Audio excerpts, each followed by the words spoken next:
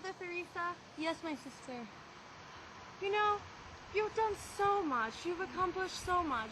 You've made 450 centers to help the poorest of the poor from the Bronx, New York to India. And you have thousands of people working and building houses for the sick and the needy. How do you do that? Oh, my sisters, it is not I that does it. It is through God, the great God, that I am able to succeed and help everyone and all the needy. The poorest of the poor need us, and it is through God, the great divine, and Jesus, that I'm able to fully help out others. But Clara, you are able to succeed, and you also helped out the needy. How did you do that? God bless you. Thank you. I just saw that so many people needed help, and especially a lot of them were some of my former students, and I wanted to do something. They needed so many supplies and medical attention, and I knew that something had to be done, and I had to get involved any way I could. And I had to get on the battlefield, and I helped the wounded soldiers during the Civil War, and I helped nurse them back to health. And then after the Civil War, I knew that so many were missing, so I published ads in the newspapers, and I found 16,000 men that were wounded and finally found, and I just knew that they needed to be helped. But enough about me. Sor Juana, you've done so much. Oh, well, you know, like you, I really believed in education. And because I was a woman living in Mexico, people would not allow me to become educated. So I joined the ministry. I joined the convent because I knew that through God, I would be able to study using religion, like as an excuse, but also because I really believe in God. I believe that both God and knowledge are one, and that we can know more about God through learning. How did you have an educational experience? What was it like for you? For me, I was homeschooled and I loved education. Two of my sisters were even teachers, so I followed down that same path, and I started teaching when I was 17. And then I moved to New Jersey, and I saw that there were poor children that couldn't even get a free public education because it didn't exist. So I helped to found that, and I created the first public school in New Jersey, and today even you see schools everywhere there. You know, Mother Teresa started a school too. It was an outdoor school, and it was in India. Oh, yes. I was a teacher until I got tuberculosis, and then I had to go, and then I decided that I should go and help out the others and the children, and that's where I started. And from there, I was able, God gave me these funds.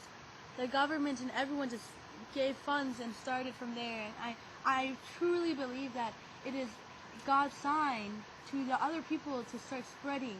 And it is, everyone came together, and it was beautiful, and how we were able to create these centers for the needy. You know, I have written several poems on education.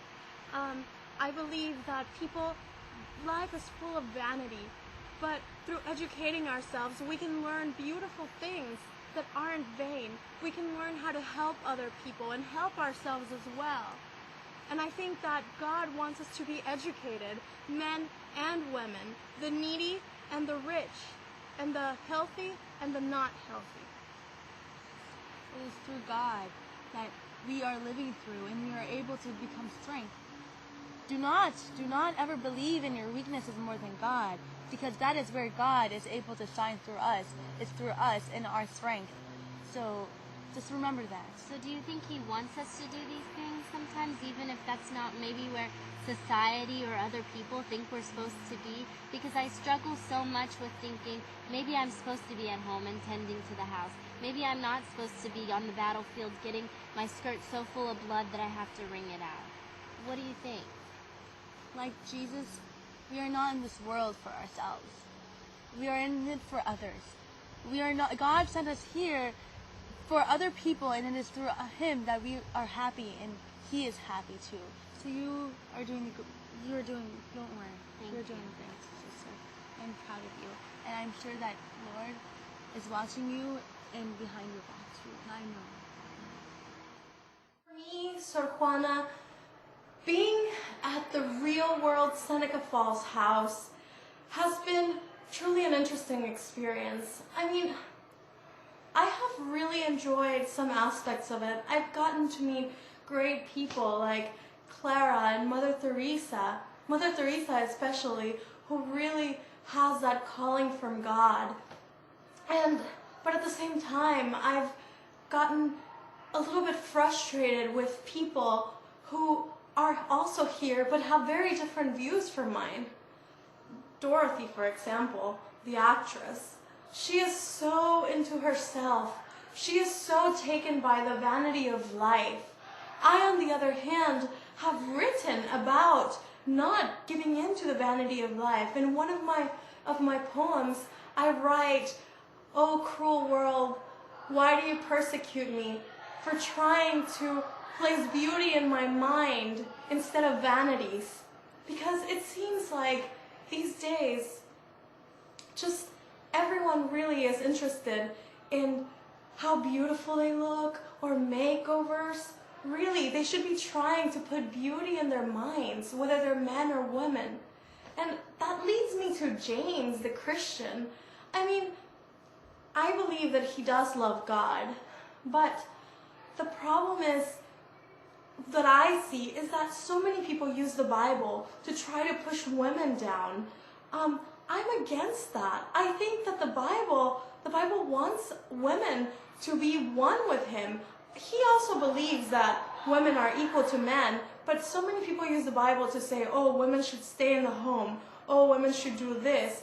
And that leads us to the double standard of women. I write extensively on the double standard of women and men. Men, when they go to a prostitute, they aren't seen as they're committing such a great sin. But if a woman is a prostitute, then she is the worst thing ever. One of the greatest paradoxes is, who sins the most? The one who sins because she needs to get paid, or the one who pays in order to sin? I mean, these are the great questions that I have. And just being here in the house, it makes me think about how much more work I still need to do. I mean, I became a nun so I wouldn't have to go home and just not study, just become a lady of the house, which is what James the Christian believes, that women should be taking care of their home. And I believe that they can do that, but they can also study. And just so many people are against that because I'm a woman, or even because I'm a nun. But we'll see how this all plays out. I just hope through my writing and through my words, people can understand a bit more about the role of women and even the role that God should have in their lives. Yeah, we'll see. Oh, the house, it's a beautiful place. It's a pure sign of how you can get all religions and all types of people into one area and everyone be so peaceful. And it makes me so honored and happy to be here and to watch all these beautiful people come together. Although I am worried. We still haven't found Amelia yet. Oh, and she was such a nice and down-to-earth lady. I felt there was hope, and she was doing so much for the world. But I'm kind of worried about Dorothy. The Lord, she hasn't really found the Lord yet. And I feel like she has a lot more places to go, and I have faith in her. And hopefully one day that Jesus is going to come and she'll see Jesus and like God and understand everything, and it'll come to her. Oh, I know. And then I'm worried about Mary. Always on the phone, always on the computer, always busy. And that's the one thing I've noticed in this household is everyone is so busy all the time. And you can see it through Mary, that this day and age, everyone is so busy and always so focused on everything other than their family and their religion and God.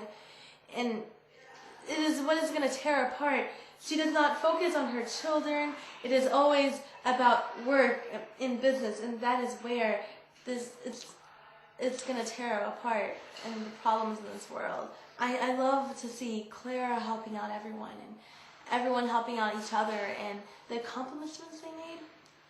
I know that this, dear God, it's going to be great. Oh, it's beautiful.